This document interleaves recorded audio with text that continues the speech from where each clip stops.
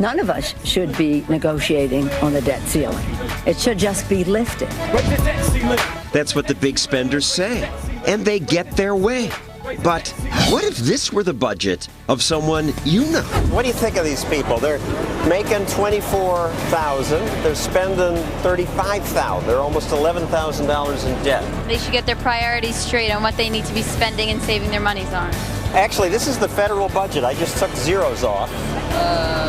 Whoa, that's a lot. What can I do for you today? Suppose America were a person trying to borrow from a bank. I would like to raise my debt limit. Excuse me? My debt limit, I'd like to raise it. Yeah, it says here you're $140,270 in debt.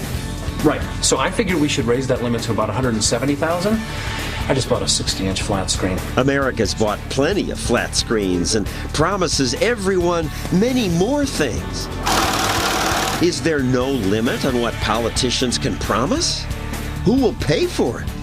Oh, kids will. Excuse me, I have to take some of these. No, I'm the old person. I need this. No, I won't give it back. But stealing from kids isn't fair. So tonight, the week after government barricaded veterans away from their memorial, I say what America needs is a barricade to keep Congress away from our money. Because we're up to almost 17 trillion problems. That's our show tonight.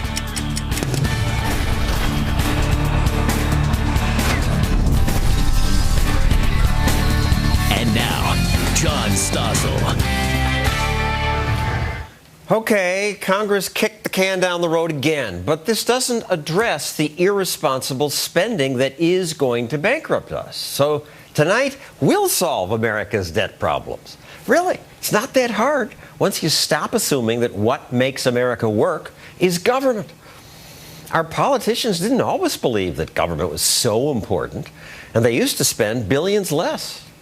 Would you like the government? This week I was trying to think about how I can illustrate this, and so we built a big goofy chart and took it outside. This is federal spending per person since America began. It started low, less than 5% of the economy. Here's World War I. Here's World War II. Used to go down after wars, but now, even in peacetime, it only goes up. Pretty soon, we're up here. How are we going to pay for that? So what's going to happen? We're going broke. Our grandchildren and even our children are just, they're going to be burdened with a big debt. It's unbelievable the amount of debt that we're racking up in our country right now. $20,000 per person. It's astronomical. This is where we're going. Well, you should stop. You should stop. We should, and yet there are some who just have faith that thanks to our brilliant politicians, things will work out. The woman using this scooter believes that. So how do we pay for my generation who's been promised health care, but now we're living 20 years longer?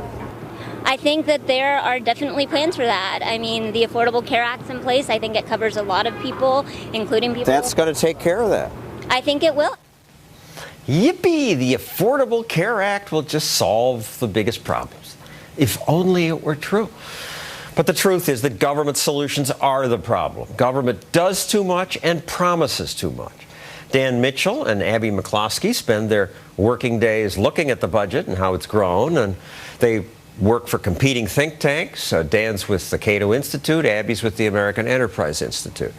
Dan, you say that the $17 trillion debt is not the problem, it's just a symptom.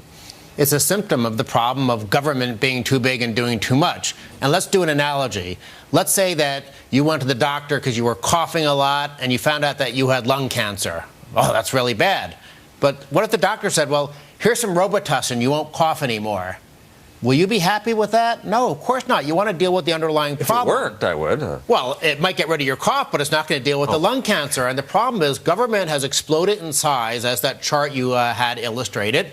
And because of entitlements that are poorly designed and demographic change, the burden of government spending is going to reach European levels in the future. Something has to be done because no amount of tax increases is going to solve the problem. As a matter of fact, that would probably make the problem worse because politicians would just spend the money. What's wrong with European levels? People say Europe's doing okay. Greece, Italy, Spain, Portugal, and it's just a matter of time before France hits their fiscal crisis, Belgium hits their fiscal crisis.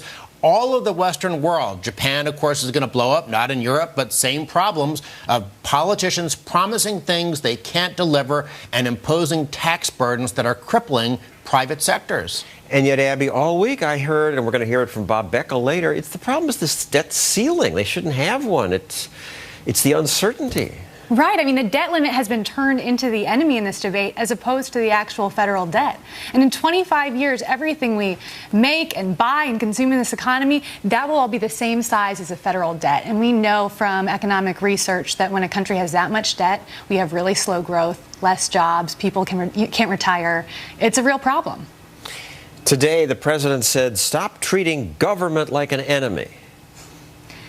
People will stop treating government like the enemy when the government stops stealing from us.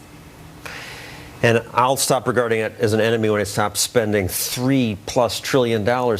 It's hilarious to go back in time and look how responsible Senator Obama was when he ran for president. He was upset about how the previous president increased our debt. The way Bush has done it over the last 8 years is to take out a credit card from the Bank of China so that we now have over $9 trillion of debt that we are going to have to pay back. That's irresponsible. It's unpatriotic. Then just 5 years later, Mr. Obama is president, and suddenly the debt isn't the problem, the debt ceiling is the problem. Congress must authorize the Treasury to pay America's bills. This is done with a simple, usually routine vote to raise what's called the debt ceiling. This is important. Raising the debt ceiling is not the same as approving more spending. It's not? I already gave one unfriendly analogy involving lung cancer. Let's do another one. Let's say I'm a drug addict. I'm strung out on heroin. I will feel better in the short run if I inject more heroin.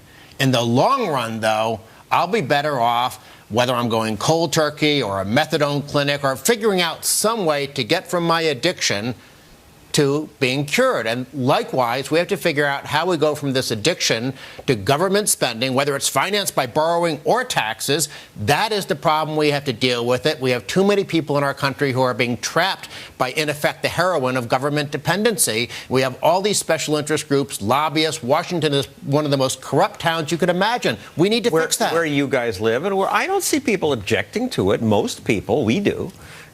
Well, we heard a lot of people objecting to the fact that the government was shut down and that we were about to default on our debt. But it was shocking we didn't hear more people talking about the $17 trillion of debt we see. And the debt limit is one of the few times during the congressional calendar that politicians have to come together and fess up to all the free lunches they've been giving out and say, actually, this costs a lot of money, and guess who gets to pay for it? But then we're doomed if nobody cares. Well, people care. We saw the Tea Party care and, throw a wrench in this debate. Sliver of the electorate. It's a sliver of the electorate, but they have managed to capture the public debate and refocusing our attention to the debt. Now, their efforts in this last time were far from successful. I think a lot of people are disappointed about the deal we reached, but at least we're talking about the debt. And spending, $3.6 trillion is the problem. And I find it fascinating how many politicians will say government doesn't even have a spending problem. Here's Senator Harkin from Iowa. If we're so rich, why are we so broke? Is it a spending problem? No. So it is almost a false argument to say we have a spending problem. We have a budget deficit problem that we have to address. We don't have a spending problem. Last year, President Obama spent 45% more than the tax revenues we got in. That's not some minor budgetary issue. That is an entire mismanagement of federal resources. We have a spending problem. It would be great if we could figure out a way to cap spending. Maybe that's something this joint committee, as part of the debt limit deal, can work on. Good luck with that. And I get angry listening to some of these congressmen speak. It sounds as if they think the world revolves around them and government. Listen to Senator Durbin here talking to the press before this week's agreement. He's so arrogant. People of America have seen this movie several times. The American damsel is tied to the tracks, and the engine is bearing down, and the question is whether or not Congress at the last minute will come to the rescue and save this country. Government's going to save the country. I like Senator Durbin's analogy, but what he didn't tell us is that he's driving the train. And all the cars attached to the train are Medicaid, Medicare, food stamps, the military budget, the Department of Transportation. That's what our problem is right now. We have gone so far afield from what our founding fathers wanted in terms of a limited central government bound by the chains of the Constitution. And yet, if you're one of the pushers up on Capitol Hill, which is what Senator Durbin and Senator Harkin and the rest are, they think it's great because they get to buy votes with our money. I'll build on Dan's analogy a little bit. I mean, where is President Obama with this train bearing towards a damsel on the tracks? Instead of rising above the partisan bickering, the congressional gridlock, and acting like the leader of the free world we'd hope our president to be, he's urging the train to go faster. Well, he likes to spend. He always has. Who doesn't when you don't have to be accountable to who's paying for it? All week I heard that not raising the debt ceiling would be a disaster for America, and that everyone knows that. Philosophically opposed you might be to borrowing money, however distasteful it is to you ideologically. Everybody realizes that as long as we are borrowing money, not raising the debt ceiling, defaulting on our debt would be a very irresponsible thing to do. It would be a disaster for the country. Everybody realizes that. Everybody realizes that. Defaulting on our debt would be a disaster for the country, but that's not what would happen if we didn't increase the debt ceiling. The federal government this fiscal year is projected to collect 12 times as much revenue as is needed to pay interest on the debt. The debt is $300 billion. They collect $300. The debt, they collect the interest trillion. on the debt this year is going to be about $235 billion. Tax revenues are going to be about $3 trillion. Now, I don't have great faith in the competence of the federal government, but even I think that with $3 trillion, they could somehow figure out how to prioritize their spending so that they paid the $235 billion of interest on the debt so we didn't default. Would it be messy? Would it be a hassle? Yes, of course it would be. But this whole notion that we would default without an increase in the debt ceiling was either dishonest or ignorant. And finally, I want to point out that people on the street didn't know what to cut when I said, they said, yes, we should cut. People had no idea what to cut. So what would you cut? What would I cut? What would I cut? That's a tough question. So what would you cut? I would have to put some thought into it and see the choices, I guess. I don't know, to tell you the truth. I mean, I don't. They just don't know. We need reforms to entitlements for this country to be sustainable. And I would also recommend having some sort of cap on federal spending so we can actually have a real conversation about what size should the federal government be. All we need to do is limit government so it grows at the rate of inflation and we balance the budget in 5 years. I would like genuine cuts, but simply slowing down the growth of government will get us where we need to be over time. Good luck with that. Thank you, Dan. Abby, if you'd like to keep this conversation going, go to Facebook or Twitter and use this hashtag over here, maxed out, to let people know what you think. Coming up, there's nothing funny about our $17 trillion debt, but some Hollywood movie makers did find a way to make me laugh about it. What can I do for you today? I would like to raise my debt limit. Excuse me? My debt limit, I'd like to raise it.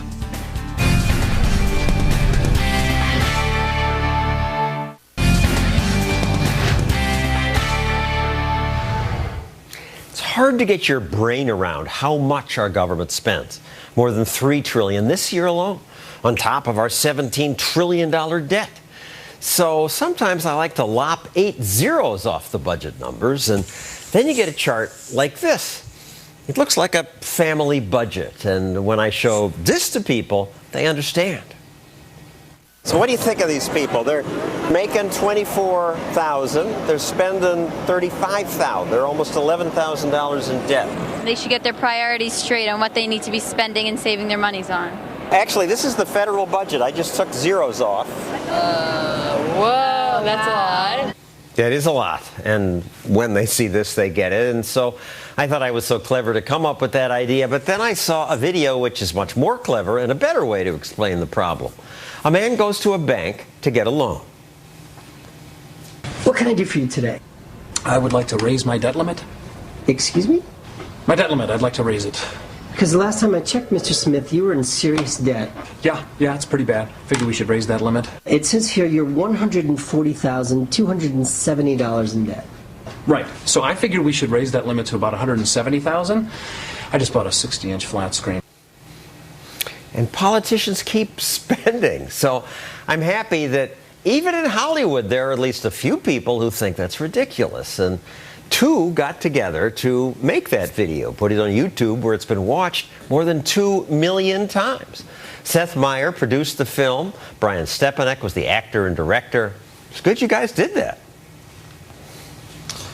Well, we enjoyed making it.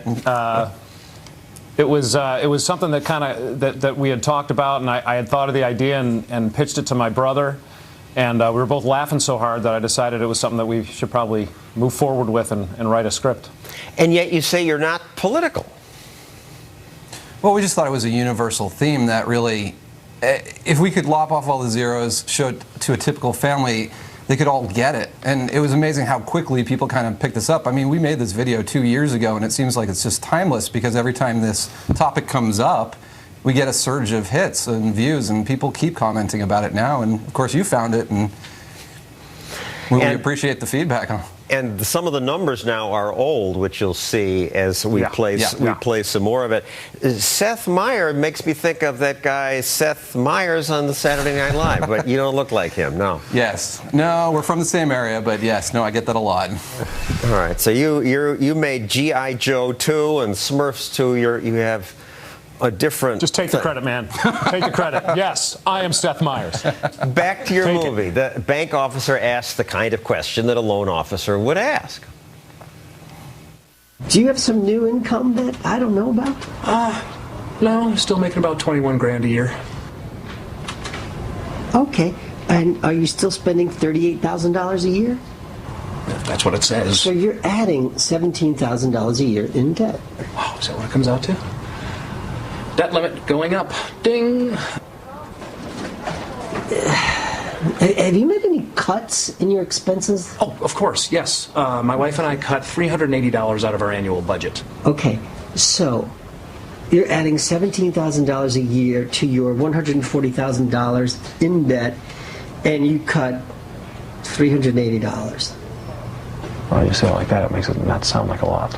You don't see how bad this is, do you? I cut my budget by $380. Are you kidding? And the 380 refers to what we supposedly saved at the last budget deal? Right. Yep. Right. I just want to point out how brilliant that bald actor is. The guy is unbelievable. A little bit of a diva, but he's phenomenal. Easy to work with. Yeah. Let's watch the end of your film where the irresponsible consumer and banker find a solution to the loan problem, the same solution America's politicians choose. The borrowers bring in his daughter. The borrower brings in his daughter, and she signs the loan papers. Sign there. All right. Our kid's a blessing. I mean, she's got plenty of time to deal with all this, right? Absolutely. Are we all set? You're all set. All right. Let's go, kiddo. We got to meet Mommy at the car store. Thank you, Seth and Brian. I'm glad millions of people watched that, and I hope you raised people's consciousness. Thanks, John, for getting it out there. Next, we look more closely at what the end of their film really means. America does assume our kids will pay our debts. I'm sorry, I need this here. Can I have, we have to pay for my Medicare. It wasn't very nice of you to steal from my sister like that.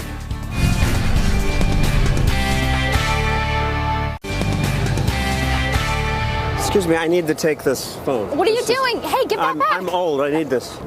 It's your dowel? I need this dowel. Stop. I need to take this scooter. Hey, give that back. Taking things from kids is nice for me, but the rest of you have to deal with the debt bomb.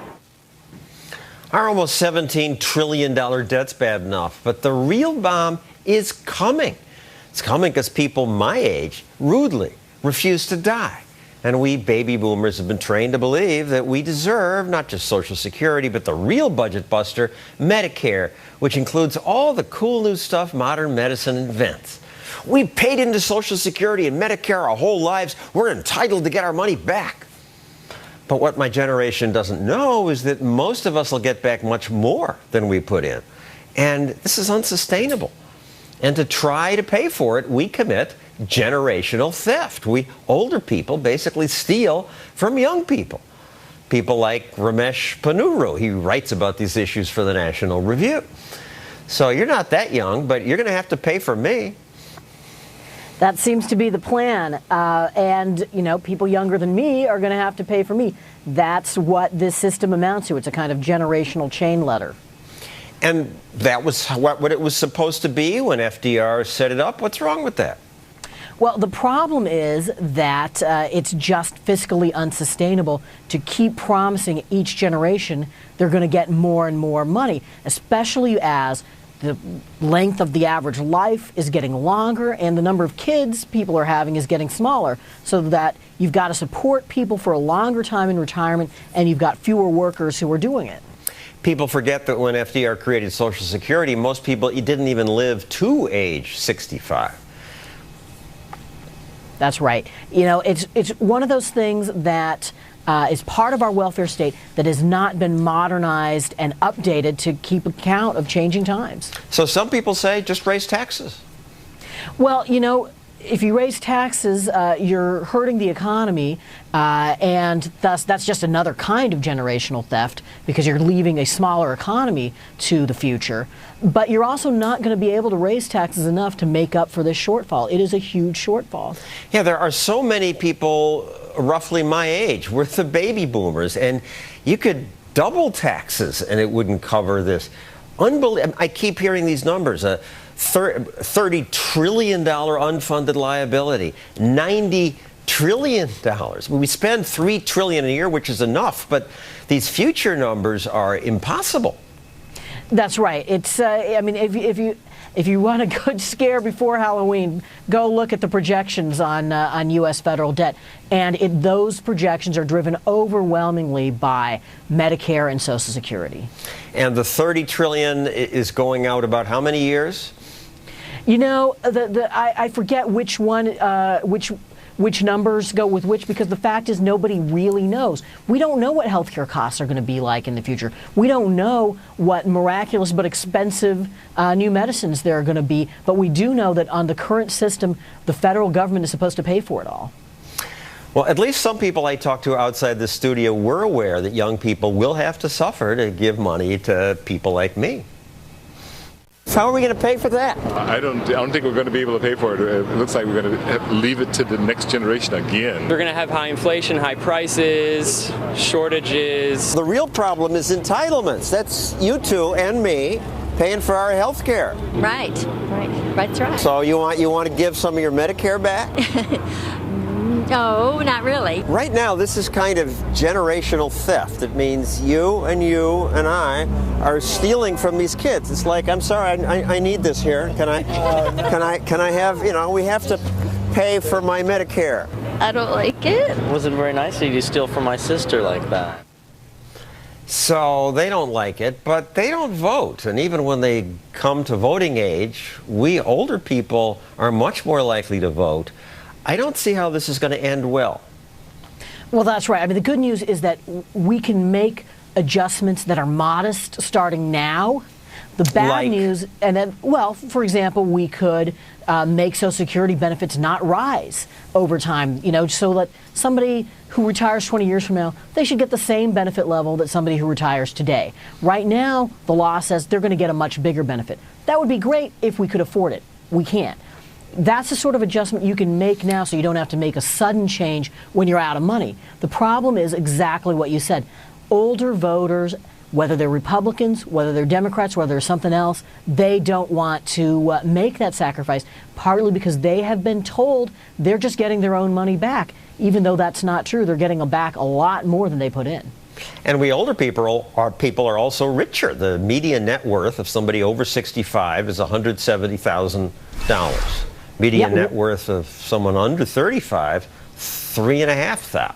Warren Buffett gets Social Security and Medicare benefits. It's part of the perversity of this system that so much of it is redistributing money to people who are wealthier.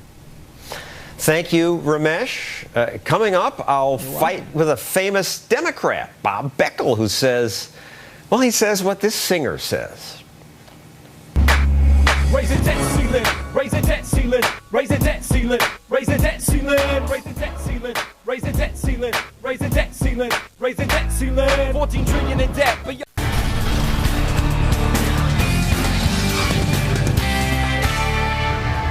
Soon we'll be up to $17 trillion in debt. It's hard to get my brain around that, but it helps to look at our debt over time.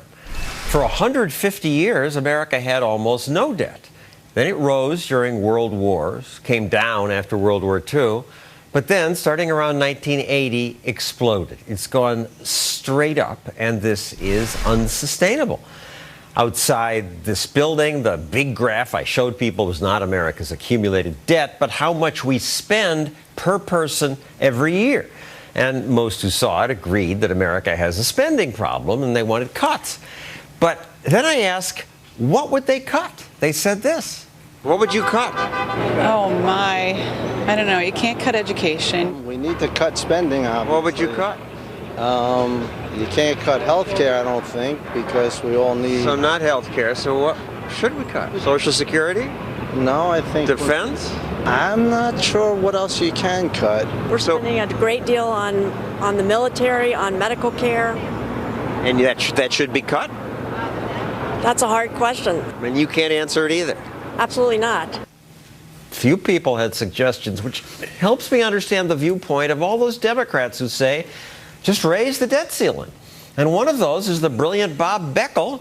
I say he's brilliant because you fight with 4 people on the 5 every day and often win all by yourself. But you're not worried about this $17 trillion?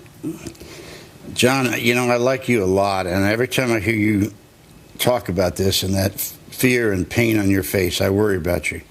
The answer to your question is no, I'm not, because for the following reasons. Yes, it has skyrocketed. And why has it skyrocketed? Simple reason, which is defense spending and entitlement programs. That's why it's gone up.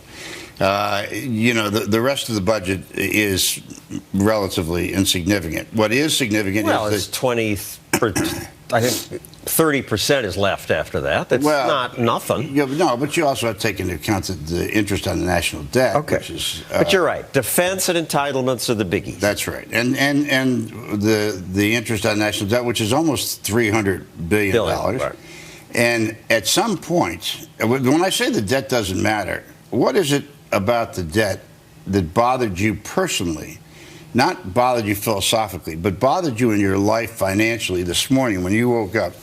What was it? Well, I thought about that $300 billion, and there are 300 million people in the country, and fewer than half pay taxes. So it's costing me a couple thou every year. In my bracket, probably 10 thou a year. Okay, so you thought about the cost of your own personal tax liability. And how it's going to hurt my kids, because they'll have fewer opportunities, because they have to pay for that. Let me try to take you another way. This is assuming the projections on debt are always assuming the status quo, that nothing's going to change. Now, is there a reason to believe that that's not a bad thing to think, that they're not going to change things? Yes, except that for this. At some point, the interest on the national debt is going to begin to intrude on programs where you can't spend any money that both Democrats and Republicans like. Where can you cut out of the deficit that these people you interviewed didn't mention? Certainly the Defense Department. We spend more money for defense in this country than all other countries in the world combined. We agree, but that's not enough. No, what we ought to do is means test Medicare, because it's out of control. You agreed? Absolutely. Any Democratic politicians who would propose that? They're coming there, because here, I've talked to them about this, and I get down to this point. Boys and girls, I go to talk to their caucuses. They always want somebody to beat up on who's outside, so I go. And I point out to them that when you keep paying interest like this, at some point, whether it's a farm program or it's Head Start or Meals on Wheels, something's got to give, because you're not going to have enough money. And what's going to get you guys to finally get this through your thick heads, that you've got to do something about this, is when the interest on the national debt, forget the rest of it, we can pay the interest on the national debt, $300 billion, $400 billion, but at a cost from something else. So I would say means test medical care or Medicare. I would say that you redo the formula on Social Security. Social Security was never meant to be a retirement program. I think if you go back and look at the debate about Social Security, it was meant to be insurance. Insurance. That's what it was for the meant few to be. people who live past 65? That's right. And, of course, the life expectancy is now increased to, what, almost 80. So you'll raise the retirement age? I would certainly raise the retirement age. I would certainly raise the what do we pay now, $112,000, up to the first $112,000 for Social Security. I think that should go $150 to $200. So take some money away from you. That's that's right. I think we can afford that. But the Medicare thing, I mean, I can't for the life of me understand why we're spending this much money on people who are wealthy living in Florida, and we pay them these huge medical payments to take care of them when 85% of the medical payments for people occur in the last 5 years of their life. I'm delighted to hear a Democrat talking about any cuts these days. We're out of time, but thank you, Bob Beckel. Let's continue this another time. Let's do it. Coming up, next time we run out of money, would default really be so bad? Wouldn't you rather stiff the Chinese and some rich bankers who hold government bonds rather than the American people? What would defaulting on our debt mean? That's next.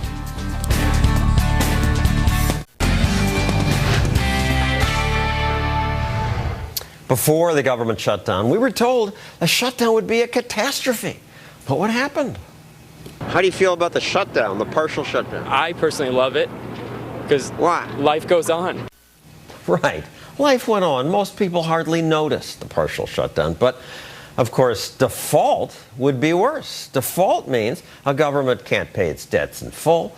And I'm told that would be a real catastrophe. The pain would be felt across every sector of society. They'd actually plunge this country back into recession. I think this time we're playing with fire. Now, default didn't happen either this time. But what about next time when we don't have enough money to pay our bills? Why not just default? Wouldn't you rather just stiff the Chinese or those bankers that hold bonds rather than not pay Social Security or the military? I would. But Garrett Jones says no, America must not default. And he's an economist at George Mason University, and I assume you know more about this than I. So where do I go wrong? Well, part of it is that so many of us already have invested in America. We have pension funds, we have banks that we hold our savings in, and we have retirement accounts. And these are all ways that we've all saved. And if the government breaks its promise to debt holders, it's breaking its promise to many, many of us. But at the rate we're going, we're not going to have the money. So three choices, right? They can inflate the currency into nothingness, so they give us the money, but doesn't have the value. Mm-hmm. They stiff the Chinese or the bondholders, or they don't pay the old people who need the money. Yes. Those are really the three ugly options that face all of us, right? And you're saying we can't do any of them?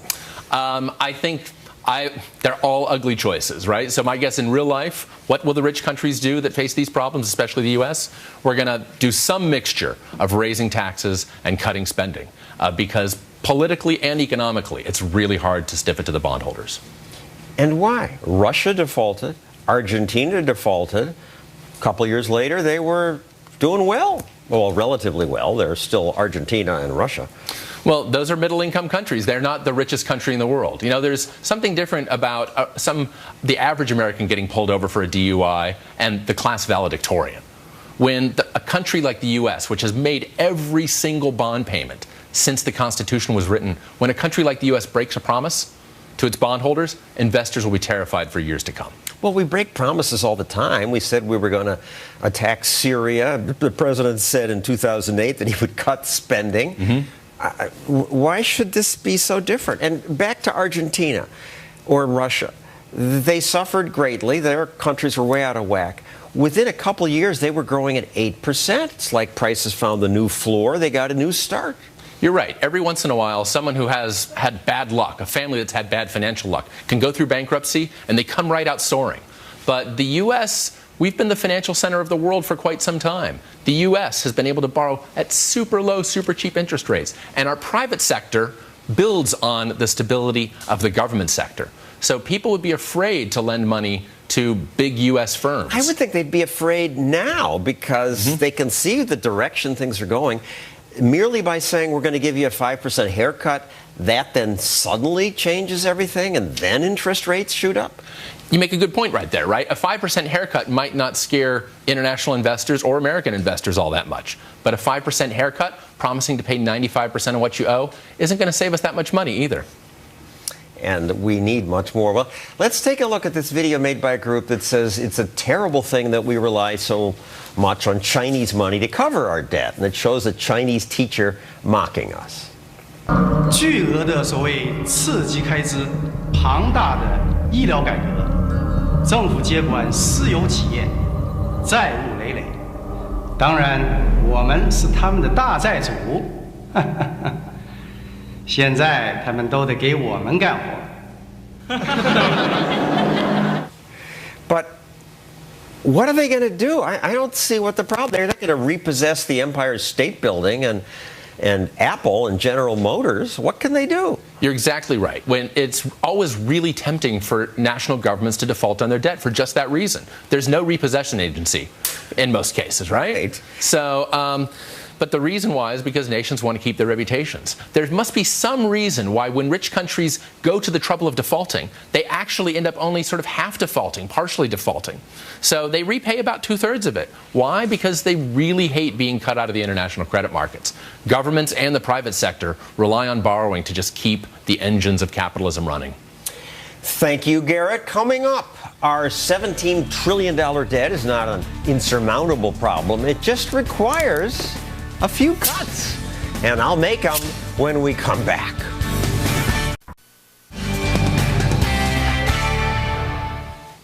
This week, Congress kicked the can down the road again.